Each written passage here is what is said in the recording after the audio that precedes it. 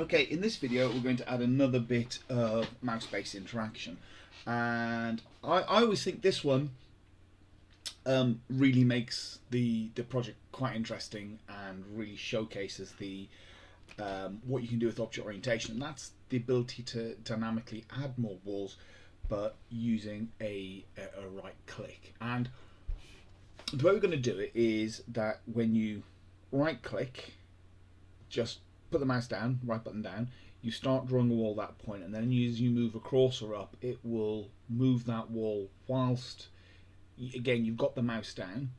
And if you then bring the mouse up, it will effectively lock that wall in, for want of a better phrase.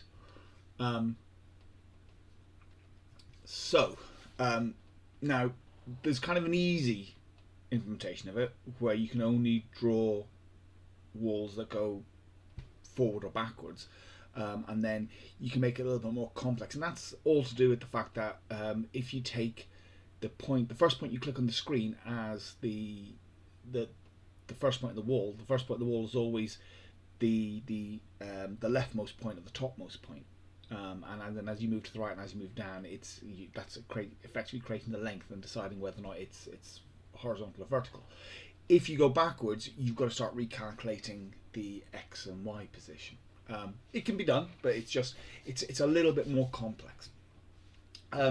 So a lot of what we do is going to be done in the back end, okay? Simply because we have to create a wall, and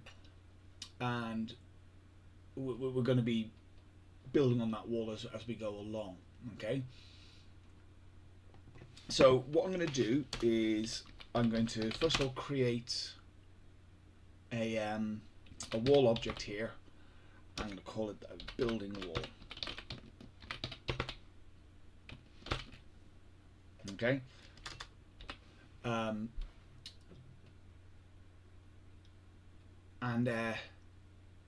Basically that is going to be the object that we are going to manipulate as we are building that wall.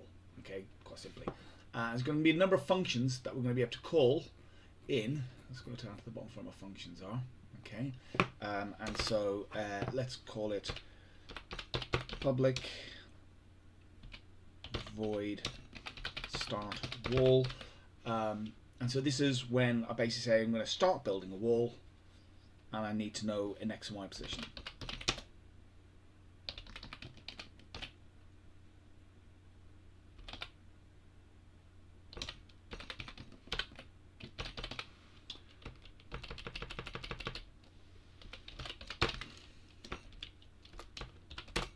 Okay, I may get some of this wrong because I haven't done this in a couple of years, this particular enhancement, and I've not done it using this method either. As a lot of the cases in programming, there's many ways to reach a given solution. So I'm trying a completely new way of doing it this time. So it might go a little bit wrong. We'll see. So when I start creating the wall, first thing I do is I want to actually instantiate a new object of it. So building wall equals new wall. Okay. Now I also want to show you a little bit of syntax so that you can. This is almost like using a constructor that's not there. So when it comes to our wall, we've only got one constructor. Okay. Now when we look here, we don't see any constructors. We haven't created a constructor, and that means there's no explicit constructor, but every class will have an implicit constructor that takes no parameters.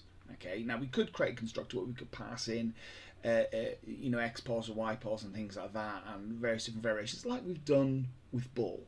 Okay.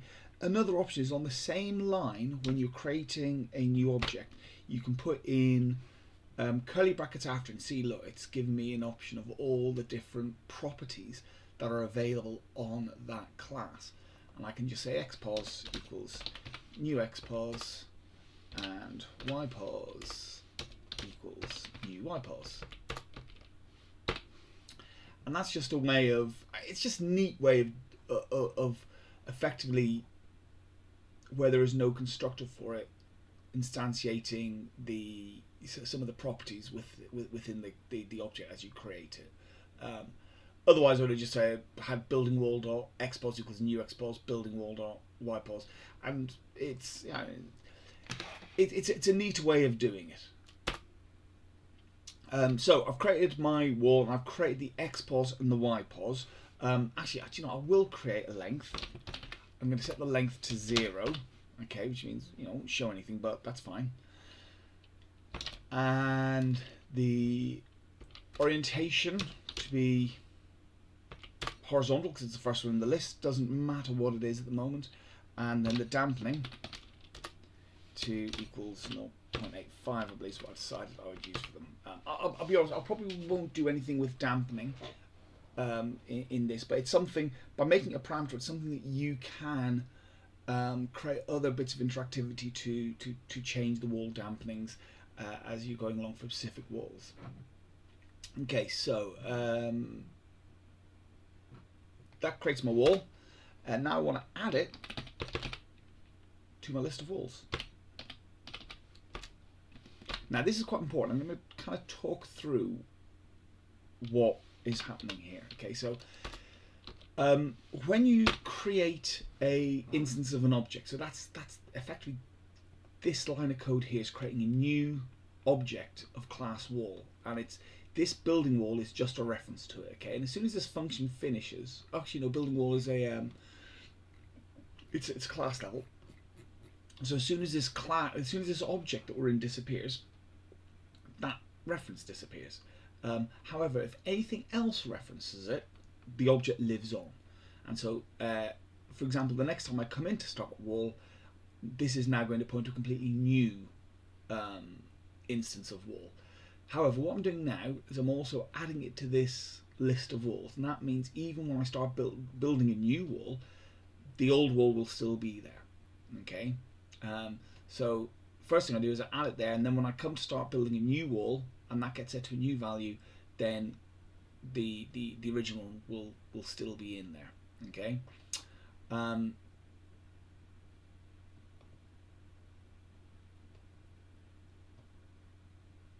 Right, so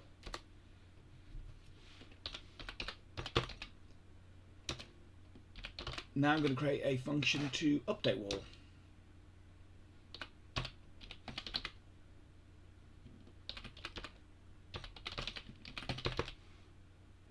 And I want to send it it's going to be the same actually, isn't it? It's going to be a new xpos and a new ypos, really, and that's going to be the current.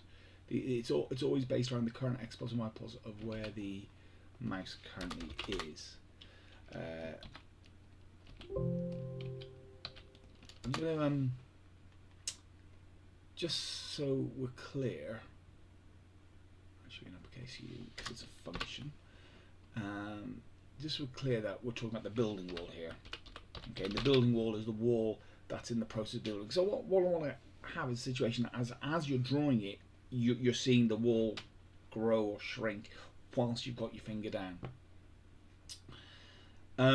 So this is the tricky bit. Okay, first I'll show you what the easy bit is, because the easy bit still has a tricky bit into it. Okay, and in the easy bit, first of all, we need to figure out what is the delta between these new x positions, new y positions, and the original. Okay, so let's go double delta x equals, and what I'm going to do is, I'm going to assume we're going right and down. Okay, so I'll go new xpos minus building wall dot xpos, and then find a delta y.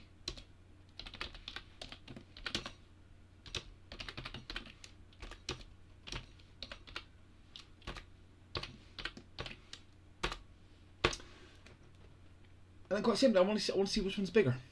Whichever one's bigger, that will define what the orientation of the wall is going to be. So currently, if I've got a bigger x delta, then I'm making a horizontal wall. If I've got a bigger y delta, it's a vertical wall. And then that delta will become the length.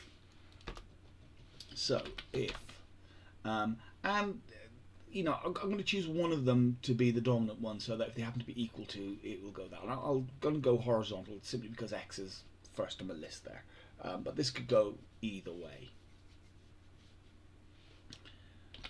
So if delta x is greater than delta y, then building wall dot length equals delta x, and building wall dot orientation equals wall orientation dot horizontal. Else, and it's just basically the same two lines of code, except I'm now using the delta y.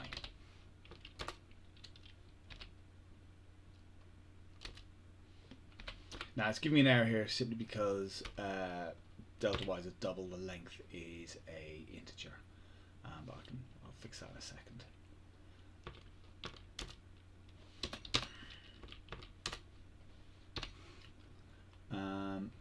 Can I just do a cast? Will it allow me? I don't think it, oh, it will.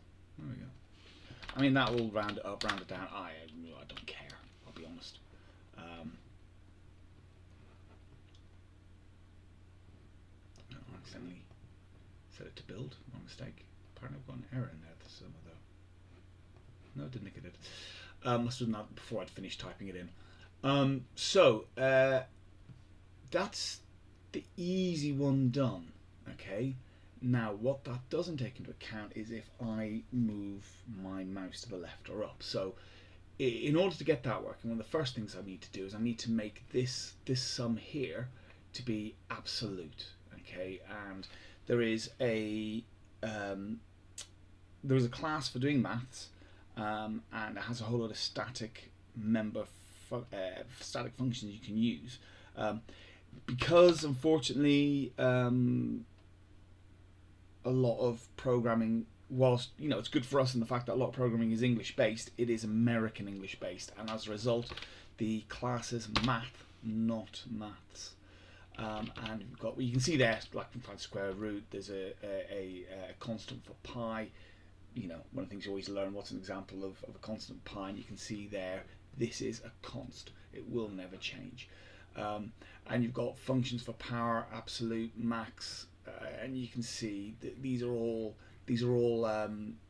static functions you can use on the math object. I want to use abs, and all it's going to do is give me the absolute value of that. Okay, and so that means if I'm going right and left and it gives a negative value, it just makes no difference. But I need to do something here for that though. So if new xpos is less than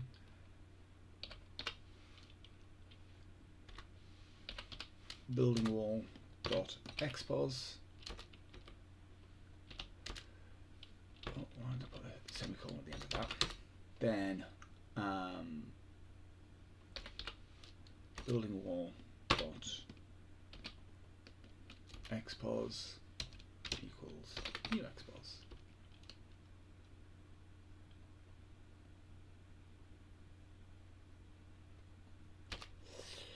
I'm already thinking I might be seeing some problems here in the fact that as I'm moving to the left, I'm going to lose the length of the wall. The length shouldn't be the delta then, the length should be the delta to the original starting point, which at this point I've actually lost.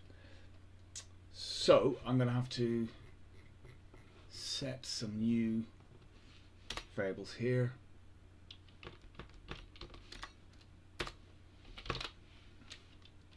As I said, this is the first time I've done it this way, so I'm just thinking of problems as I come up. So building wall start x, comma, building wall start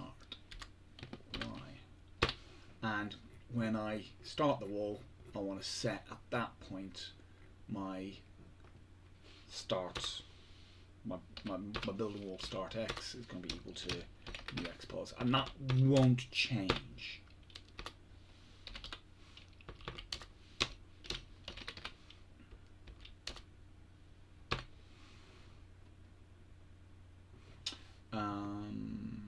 And as a result of that, I want to do this based on, because again, if I'm moving to the left, then the x position keeps moving to the left as well. So I always want to do this based on the building wall start position and building wall y position.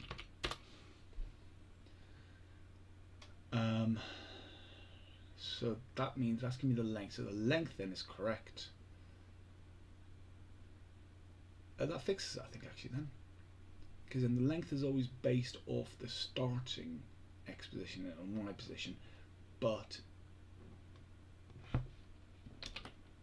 if the new x position is behind it, then we will use the new x position to be that. Otherwise, I'm not sure if I'm going to need this next bit of code, but I'm going to put it in just in case.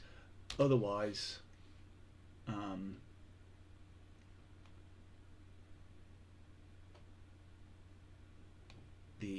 we go back to where it was. So we've got x pause equals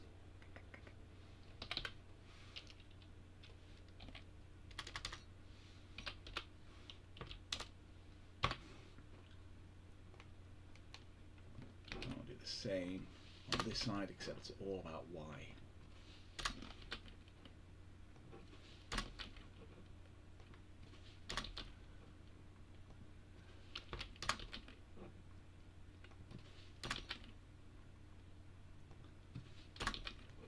Now, I don't know if that bit's needed. I'm trying to think now, because what I'm thinking is if you go to the left and then decide you want to go back to the right again,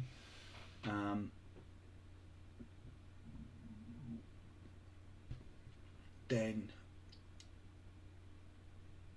U-pause is less than that.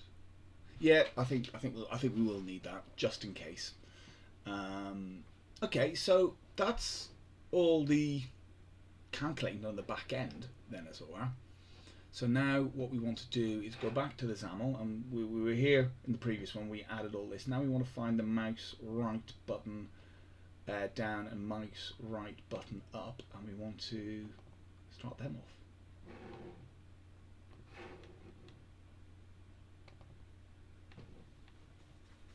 Okay, and just like before, we're going to set ourselves a boolean called building wall.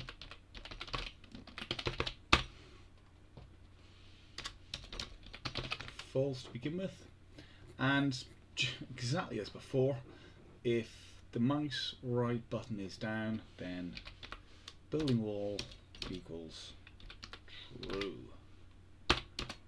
Always comment this as Trump time. We're building a wall. And then as soon as the mouse button goes up, building wall equals false. Okay. Now, as well as setting that to true, we also want to start the process of the wall building. So the world dot start building wall, and then pass in the current mouse x, comma mouse y. Okay, now in the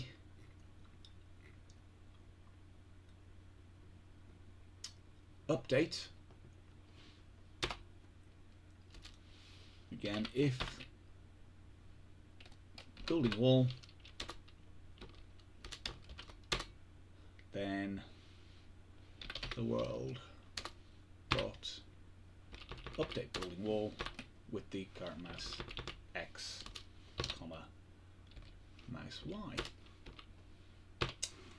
and then all So there's something active happening when we mouse down. Something active happens each tick based on that, and that'll be based on the mouse movement, because again, every time we mouse move, we're updating mouse X and mouse Y, and that's what we're using in here. And then all that we do when we do the mouse up is we stop updating it. Okay, and then the only way we're going to start updating that again is if we go mouse down. But when we go mouse down, because we call the starting build wall again, then back here in the starting build wall, we are now going to create a new wall object, but the old wall object is still there because we added it to our walls list. This should work. Let's give it a try. It's the first time I've done it this way, so if it works straight away, then I'll be amazed. But we'll give it a bash. So there we go. Okay, so they work. Let's see if it works going backwards. It does. I'm going upwards. And now if I just add some balls, you can see they are quite happily bouncing in my new little ball world. Let's add some more balls in there.